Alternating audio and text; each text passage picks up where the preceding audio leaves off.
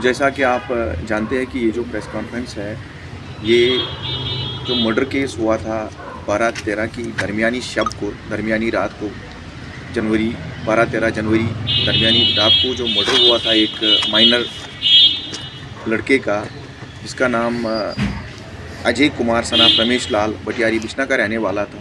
उसी संदर्भ में हमने ये आज प्रेस कॉन्फ्रेंस बुलाई है। तो जैसा आप जानते हैं कि रात के तकरीबन 12 बजे के आसपास हमें थाने में एक इत्तला मौसूल हुई है कि बटियारी बिश्ना रोड पे एक डेड बॉडी पड़ी हुई है, एक बॉडी पड़ी हुई है। तो फौरी तौर पुलिस पार्टी वहाँ पहुँची और बॉडी को अपने कब्ज़े में लेकर हॉस्पिटल पहुँचाया गया। और जब इसकी पहचान की गई तो पहचान के तौर पर इसको अजय कुमार सनाफ रमेश लाल बिश्ना के तौर पर हुई, जो एज ए मैटाडर का कंडक्टर बाय प्रोफेशन था।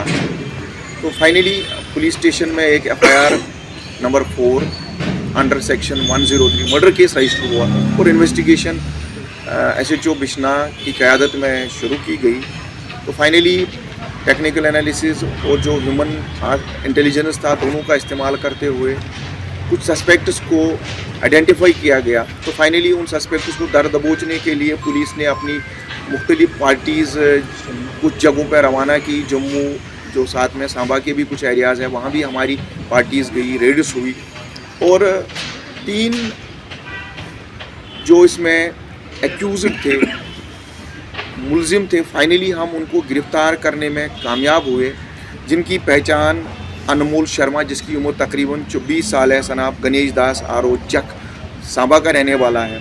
दूसरा निखिल शर्मा, जिसकी उम्र तकरीबन 29 साल है, 29 ईयर्स, सनाफ बावा दित्ता शर्मा चक सांबा का रहने वाला है। और तीसरा जो इनका साथी था, उसकी पहचान निशांत चौधरी सनाफ पुरुषोत्तम पाल, जो विजयपुर सांबा का रहने वाला है। तो फाइनली हम इनको दर दबोचने में, अरेस्ट करने में कामयाब हुए और फाइनली इनके साथ जब क्वेश्चनिंग हुई, डिटेल में इनसे बात हुई, तो फाइनली उन लोगों ने कन्फेस किया कि ये इस मर्डर में शामिल थे और इन्हीं ने ये जो ग्रूसम मर्डर था अंजाम दिया है।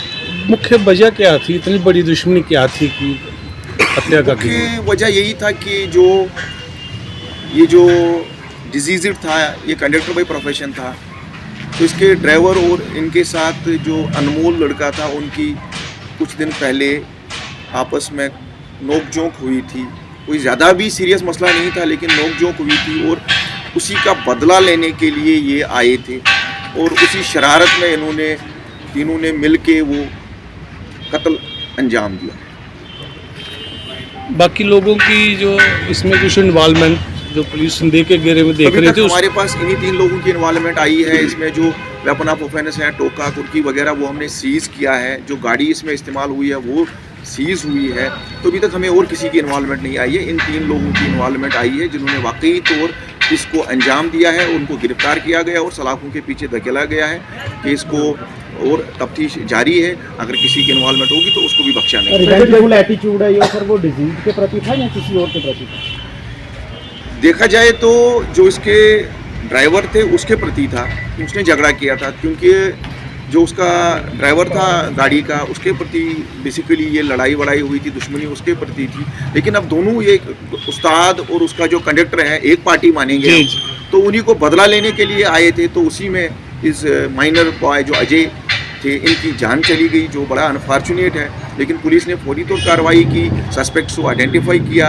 उसके बाद हमने मुख्तलिफ जगह छापामारी की और हम तीनों को अरेस्ट करने में कामयाब हुए और उनको सलाखों के पीछे हमने धकेल दिया। दूसरे, जब से पुलिस भी सख्ती काफ़ी कर रही है, लेकिन फिर भी क्राइम थोड़ा बढ़ रहा है। अभी आज सुनने में आया कि जो जीवल चौक मर्डर केस वाले हैं, वो भी ग्रामीण क्षेत्र में कहीं शरण लिए हुए हैं, बिश्ना अरनैया जैसे। तो यहाँ पर भी नहीं, ऐसा कुछ भी नहीं है कि ये अगर कहीं भी कोई वाक़ा होता है, पुलिस फौरी तौर उसका कॉग्निजेंस लेती है और किसी भी एक्यूज़ को बख्शा नहीं जाएगा, किसी भी मुलजिम को बख्शा नहीं जाएगा।